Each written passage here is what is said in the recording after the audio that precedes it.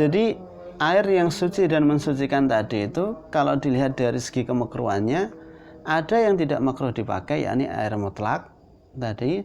Ada yang makruh untuk dipakai. Yang makruh dipakai itu apa saja? Di sini disebutkan ada 4 macam. Makruhun isti'maluhu wa arba'atun. Yang pertama al-ma'ul musyammas, air musyammas. Air musyammas ini air yang panas karena kena sinar matahari. Berasal dari kata syamsun, musyammasun, ai musakhkhanun bi ta'thiri syamsi, yang panasnya karena efek dari sinar matahari. Air musyammas ini suci, air yang panas, air musyammas ini suci, mensucikan, tapi makruh untuk dipakai. Kenapa? Li khaufil barosi, karena takutkan nanti sakit baros. Baros itu sakit belang atau albino. Yang kedua, air yang suci mensucikan tapi makruh dipakai, syadidul hararati, air yang sangat panas. Liman ihil isbagh, karena kita nggak bisa kemudian menyelupkan tangan kita untuk berwudu dengan air itu. Jadi air yang sangat panas tadi itu juga tidak boleh dipakai untuk bersuci. Yang ketiga, syadidul burudati, air yang sangat dingin. Suci, mensucikan, tapi makruh untuk dipakai. Yang keempat, wa miyahu kulli ardhin maghdubin 'alaiha. Ini tadi yang saya katakan.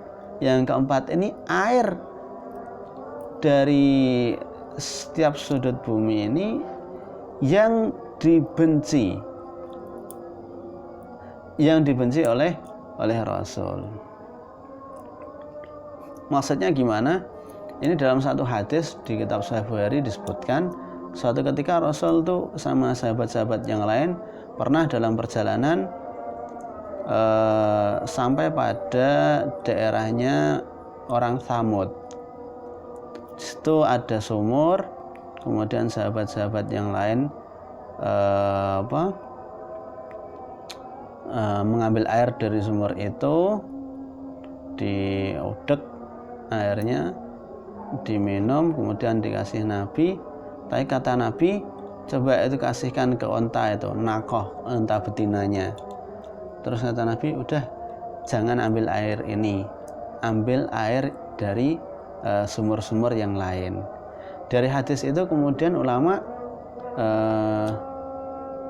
berbeda pendapat tentang apa yang disampaikan oleh Nabi ini. Ada yang mengatakan la yajuz, bimaknal haram, sama sekali nggak boleh. Ada yang mengatakan hanya makruh. Di antara yang mengatakan makruh ini dari kalangan Imam Syafi'i ini. Jadi kita toharoh bersuci dengan air yang kita ambil dari tempat yang dibenci oleh Nabi tadi itu termasuk airnya suci mensucikan tapi makruh untuk dipakai menurut Imam Syafi'i ini. Jadi air yang suci mensucikan tapi makruh untuk dipakai ini ada 4. Pertama, air musyammas. Kedua, air yang sangat panas. Ketiga, air yang sangat dingin. Keempat, air di tempat-tempat yang dibenci oleh Nabi. Nah, di antara yang dibenci lagi di sebuah kitab dijelaskan fi diyari Lut, air di rumahnya orang Lut, atau orang Lut itu kaum Lut itu ya, kaumnya Nabi Lut itu. Dan ada banyak lagi tempat-tempat lain itu yang disebutkan dalam kitab yang lebih terperinci. Nah, air yang makruh dipakai tadi itu meskipun suci dan mensucikan, tadi dikatakan ada yang ma'ul musyammas. Ma'ul musyammas itu maksudnya apa? Di Indonesia itu ada ma'ul musyammas atau tidak itu. Ini syarat air dikatakan sebagai ma'ul musyammas itu ada 9 syarat. Kalau salah satu dari syarat ini kok hilang, maka hilanglah kemakruhannya. Artinya airnya boleh dipakai, airnya suci, mensucikan dan tidak makruh dipakai. Apa saja syarat-syaratnya itu? Ini ada nadhamnya kalau dinarasikan seperti ini. Yang pertama, ayata'athara bi hararatis syamsi. Air musyamas tadi itu makruh ketika panasnya itu karena efek dari sinar matahari. Maka kalau panasnya tidak dari efek sinar matahari, tidak dikatakan sebagai air musyamas. Kalau sampai godok di kompor gitu, memasak air di kompor, maka itu bukan air musyamas gitu, meskipun sama-sama panasnya gitu. Itu yang pertama, syaratnya dikatakan sebagai air musyamas. Kemudian yang kedua, ayustamala halata ta'atsurihi bil hararah ay wa wasakhinun. Makai airnya ketika air itu masih dalam kondisi panas. Kalau airnya kok sudah nggak panas, tadi awalnya karena kena sinar matahari panas, tapi setelah 1 jam 2 jam udah dingin, airnya nggak panas lagi, udah adem, maka udah nggak makruh makainya gitu. Jadi makruhnya itu dikatakan musyamas, makruhnya itu ya ketika kondisinya itu masih panas itu. Kemudian yang ketiga, ayastamalahul hayyu. Yang makai toharoh air tadi itu orang yang hidup. Loh gimana kalau yang makai toharoh orang yang sudah meninggal, semisal dipakai untuk mandiin mayat semisal.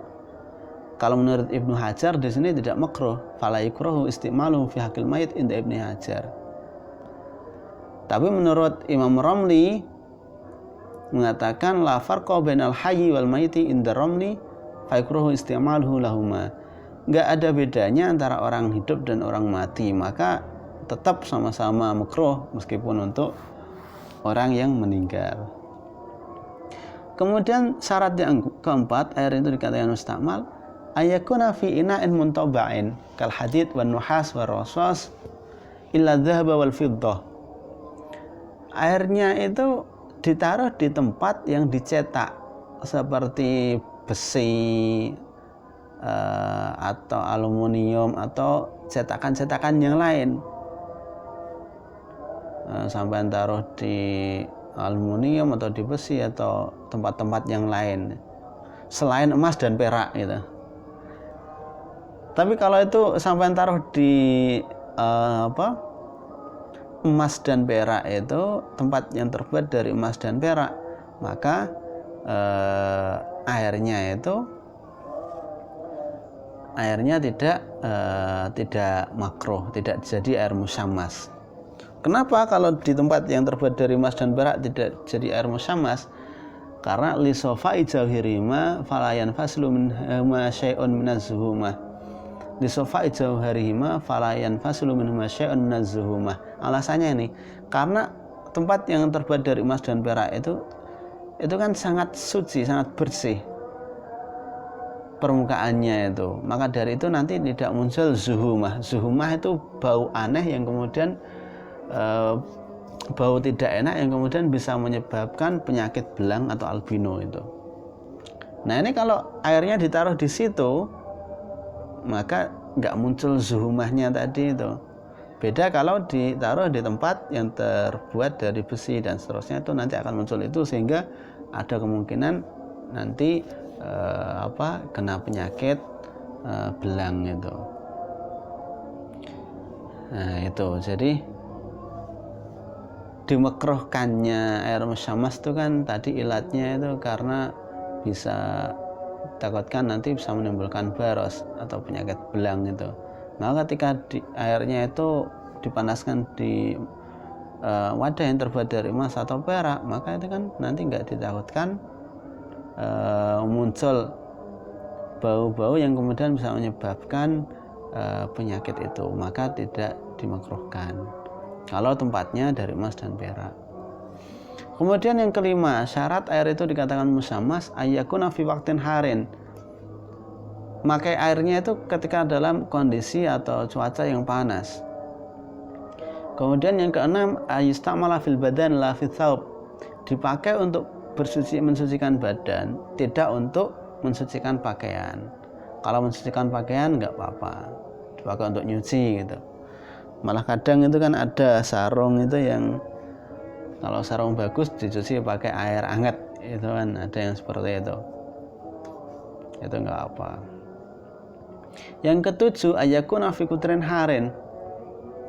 Air itu dikatakan musyammas kalau air itu berada di wilayah yang panas, kal Hijaz wa Hadramut, seperti Hijaz dan Hadramut. Hijaz itu ya Makkah Madinah, Hadramut itu daerah Yaman. Lah kalau di Indonesia gimana Pak? Indonesia nggak ada berarti air musyammas itu. Jadi air musyammas ini ya di Arab sana, karena memang kalau kita lihat garis lintangnya itu berada di lintang yang udah agak tinggi, sehingga kadang matahari sangat dekat dengan itu, sehingga ketika musim panas ya sangat panas. Kenapa Indonesia tidak? Ini alasannya, li'anna ta'thira syamsi fi ghairihi dha'if fala yatawaqqa'ul mahdhur. Kalau di daerah-daerah lain itu efek dari air yang terkena sinar matahari ini efeknya sangat lemah, artinya nggak berdampak apa-apa, sehingga tidak dilarang atau tidak dimakruhkan. Itu syarat yang ketujuh, dikatakan al-musyammas kalau di daerah yang sangat panas. Syarat ke-8, Allah yata'ayyana bi an wujida ghairuhu.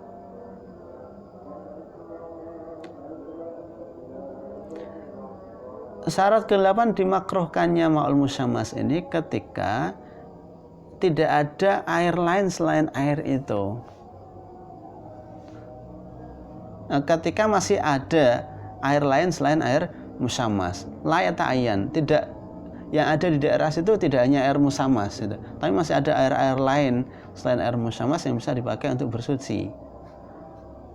Nah, maka ketika semisal dalam hal terdesak adanya cuma air musyammas, maka tidak lagi makruh gitu.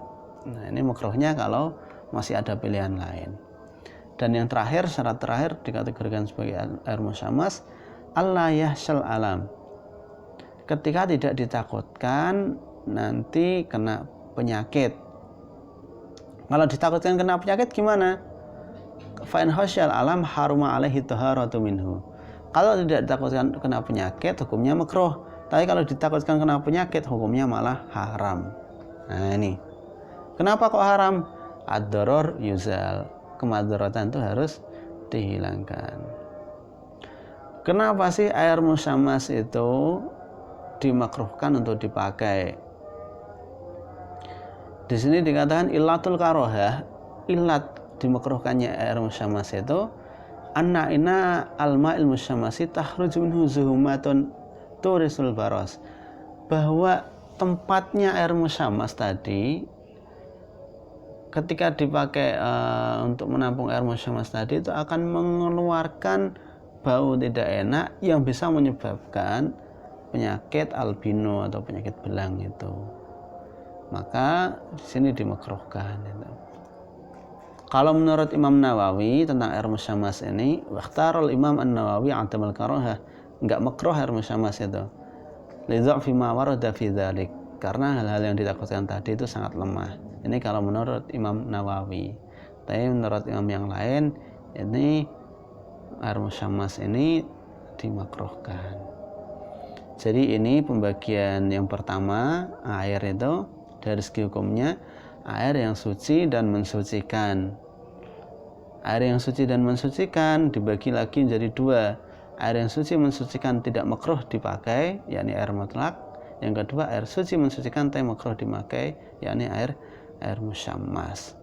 Kemudian ada air sangat panas, sangat dingin, dan air di tempat yang dibenci oleh Rasul.